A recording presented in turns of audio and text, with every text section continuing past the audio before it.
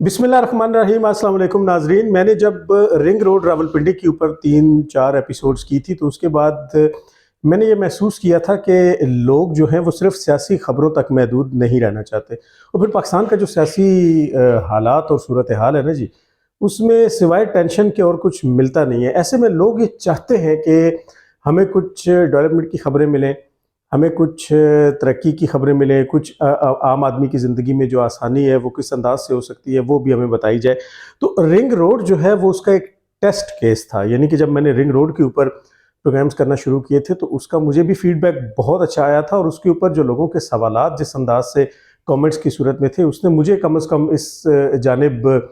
ज़्यादा मेरा टिल्ट कर दिया था कि यार लोगों को साथ-साथ बताना चाहिए। तो आज जो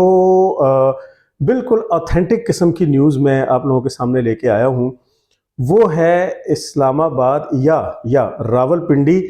और खारियाँ मोटरवे के हवाले से। अब मैं आपको थोड़ा-सा इसका बैकग्राउंड बताता हूँ।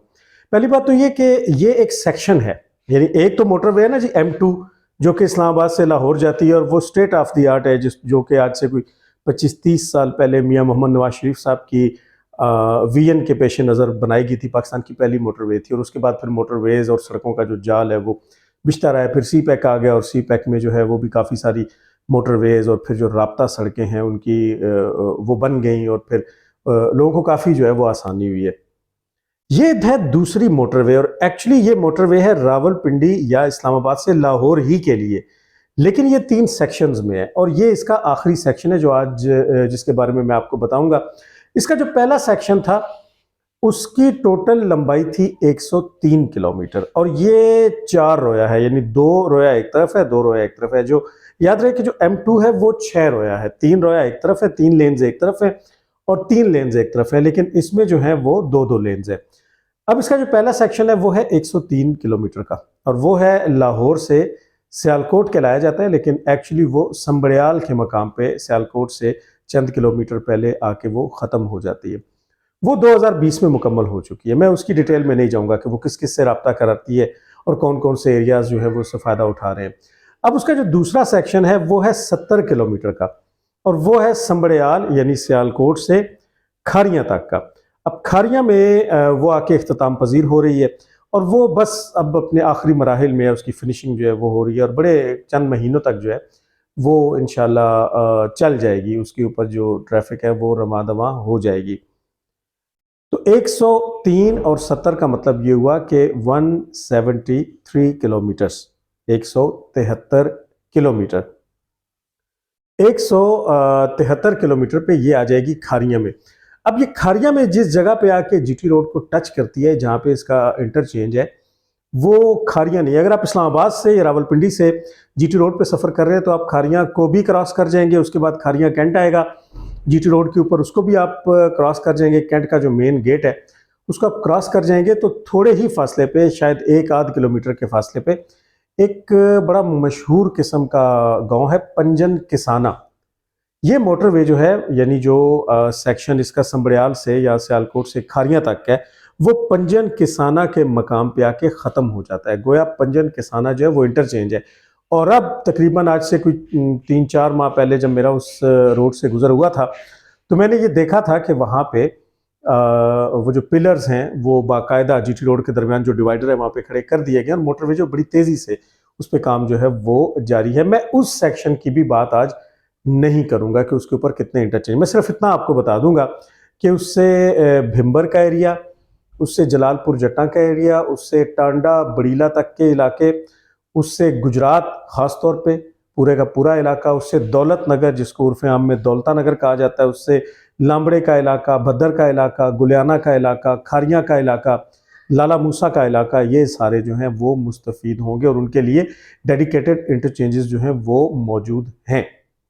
अब है उसका आखिरी सेक्शन। मैं कोई सियासी बात आज नहीं करूंगा कि किसने इसको प्रोलॉन्ग कर दिया और कौन इसको जल्दी मुकम्मल करना चाहता था, और कौन कौन सी सियासी तब्दीलियों के बायस वो आज तक मुकम्मल नहीं हो सकी, और इसको अब तक मुकम्मल हो जाना चाहिए था, ताकि GT रोड के ऊपर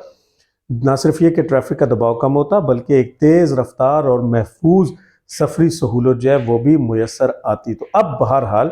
इसके ऊपर काम का फैसला जो है वो कर लिया गया है। اب یہ جو سیکشن ہے یعنی جو کہ شروع ہوگا پنجن کسانہ یعنی کھاریاں سے،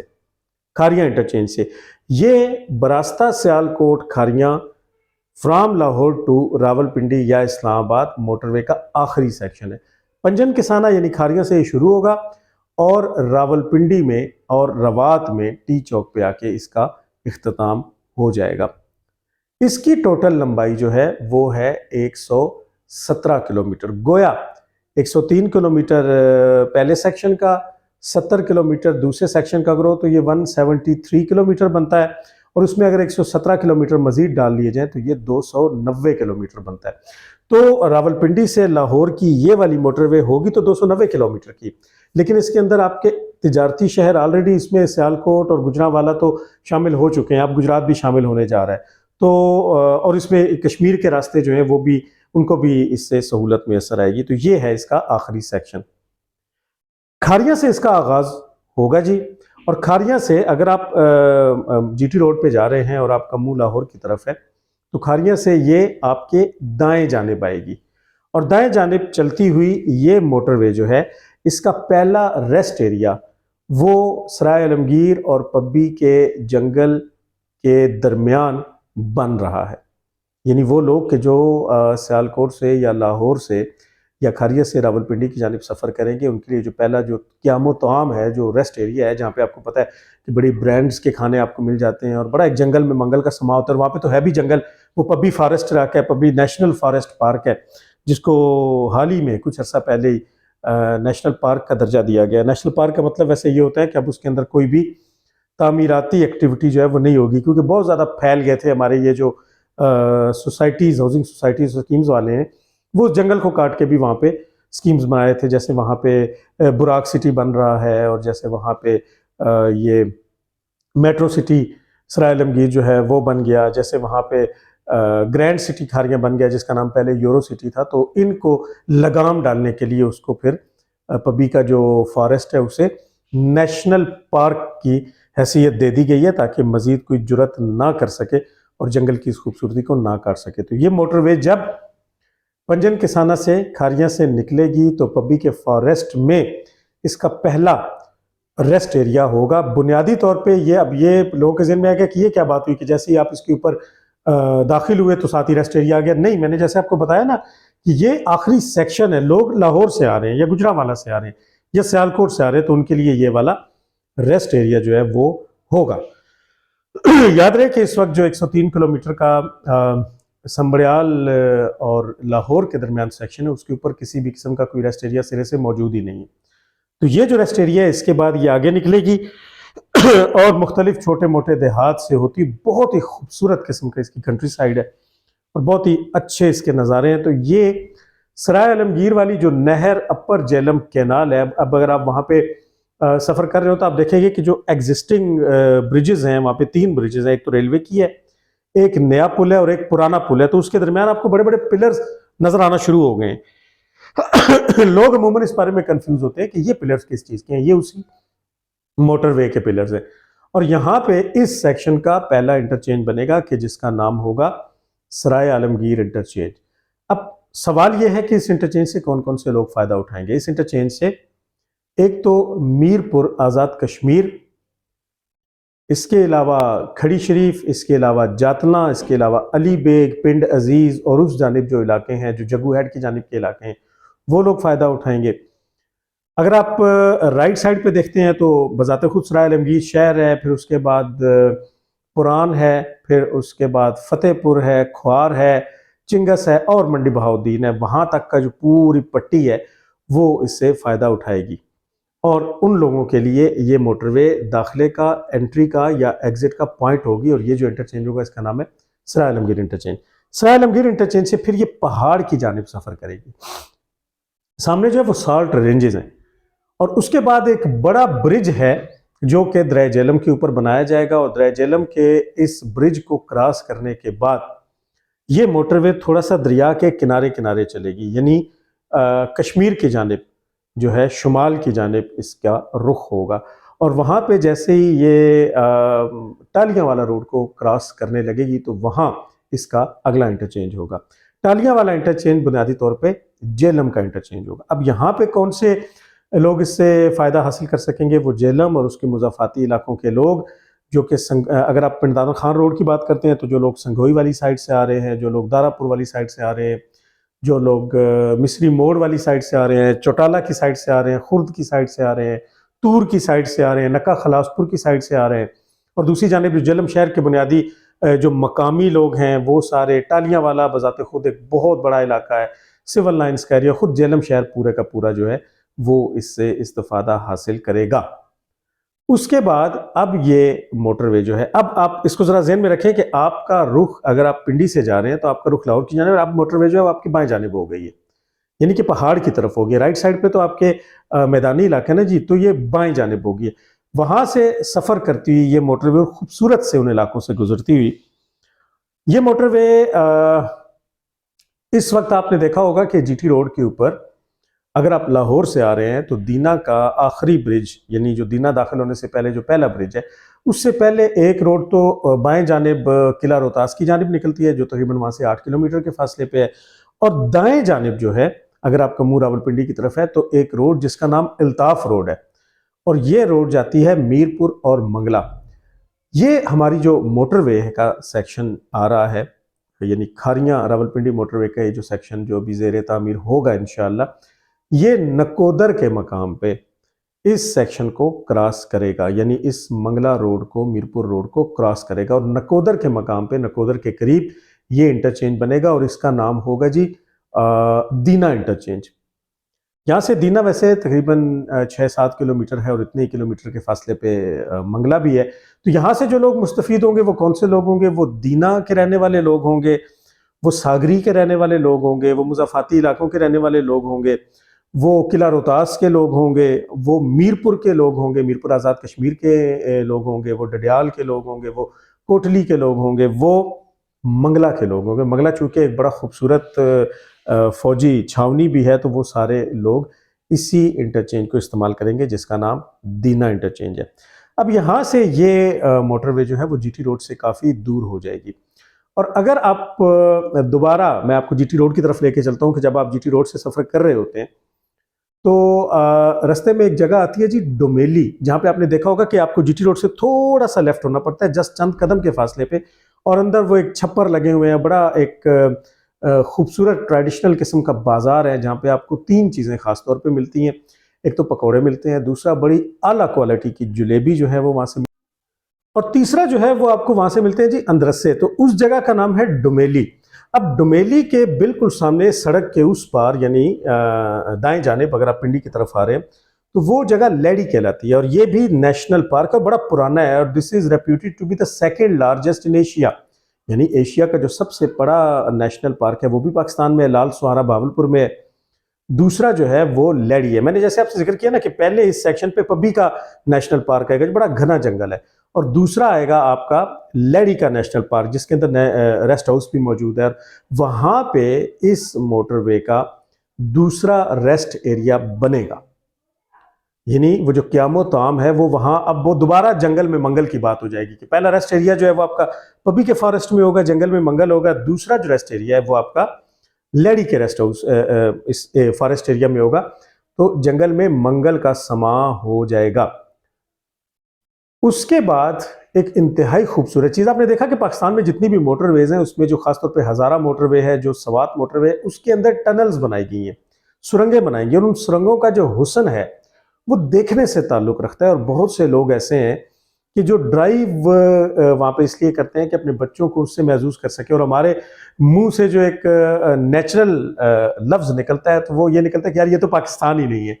اب اس بات کو مان لینا چاہیے کہ یس، یہ پاکستان ہے، یہ وہ پاکستان ہے، یہ پاکستان کا وہ حسن ہے جو سیاستوں کی غلاظتوں سے پاک ہے۔ وہ جو صبح سے شام اور شام سے رات اور پھر صبح تک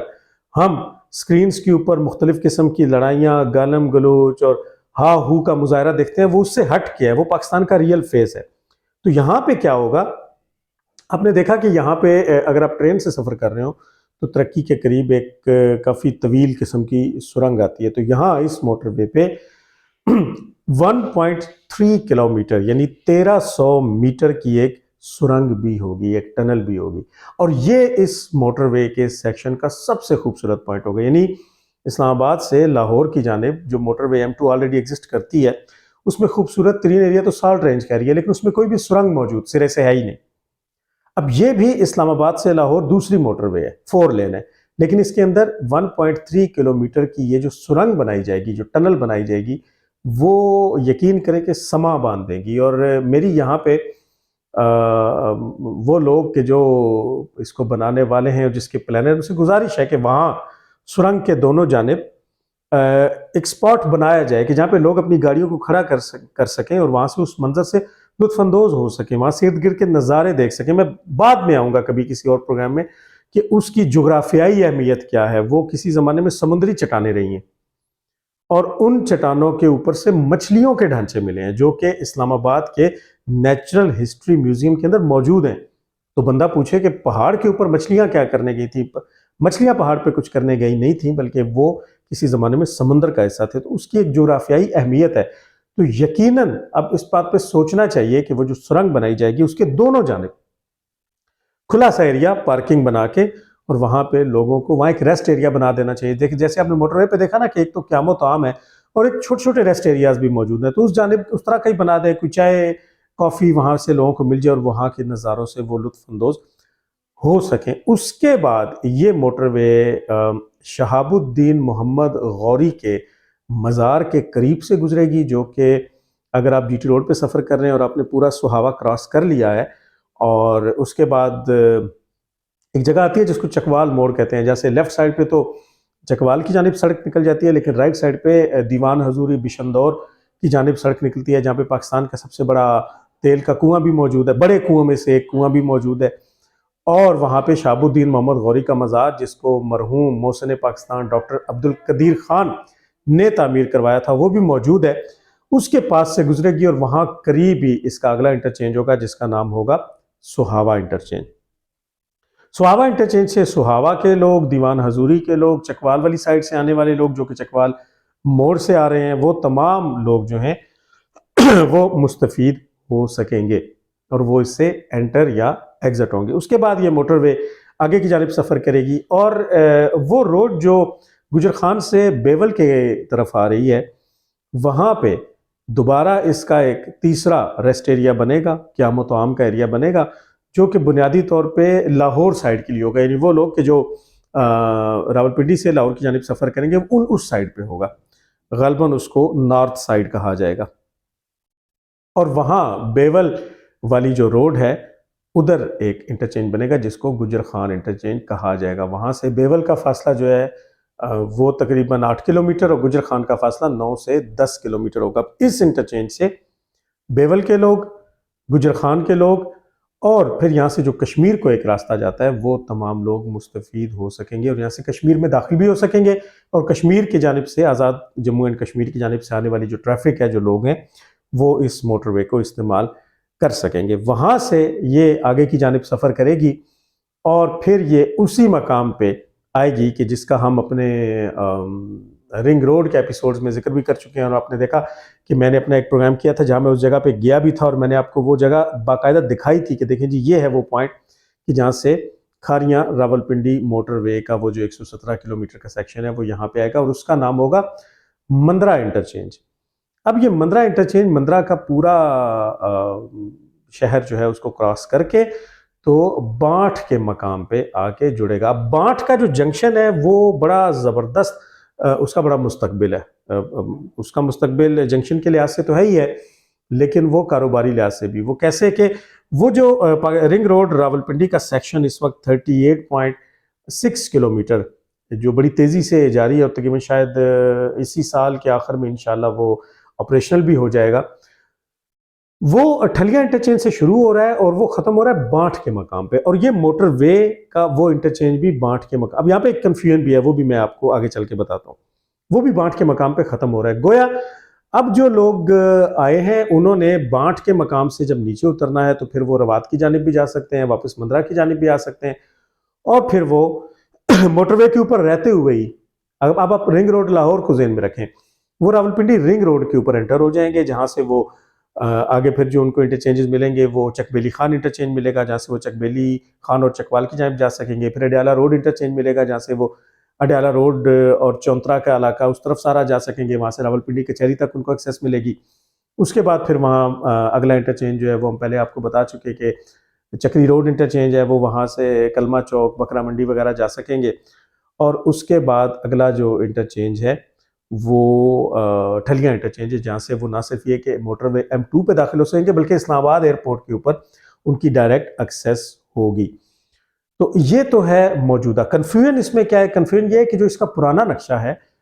اس میں اس سے آگے بھی ایک سیکشن ہے۔ اچھا، ایک تو سیکشن یہ ہے جو میں نے آپ کو بتایا کہ بانٹ پہ آ کے جب یہ موٹر وے ختم ہوگی تو پھر یہ رنگ روڈ پہ انٹر ہو جائے گی، یعنی آپ کو جی ٹی روڈ پہ نہیں بلکہ اوپر سے اس برج کے ذریعے آپ رنگ روڈ پہ داخل ہو جائیں گے، اور پھر آپ وہاں سے ایون ٹیکسلا اور پشاور اور میاں والی اور کوئٹہ تک جا سکیں گے، کیونکہ آپ کا M1 اور M2 جو ہے وہ کنیکٹ ہو جائے گا موٹر وے، اور آپ کا ایئرپورٹ جو ہے وہ کنیکٹ ہو جائے گا۔ دوسری جانب رنگ روڈ کے دوسرے سیکشن میں یہی ٹریفک بارہ تک اور مری تک جائے گی، تو گویا آپ اس موٹر وے کے اوپر رہتے ہوئے رنگ روڈ پہ داخل ہو کے بارہ کے راستے مری جا سکیں گے۔ تیسرا جو ہے وہ یہ ہے کہ موٹر وے اس سے ذرا سا پھر آگے آئے گی اور تقریباً 14.5-15 کلومیٹر مزید سفر کر کے یہ آ کے ختم ہو جائے گی ٹی چوک روات میں۔ اور ٹی چوک روات میں